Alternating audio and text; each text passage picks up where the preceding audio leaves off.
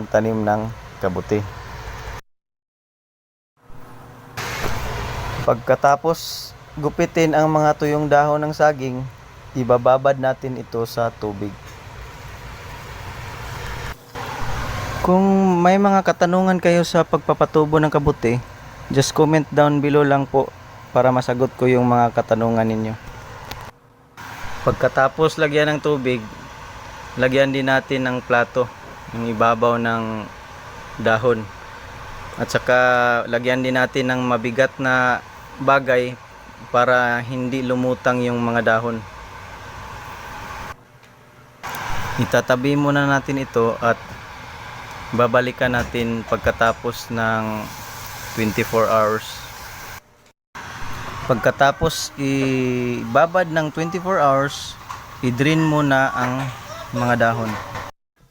Pagkatapos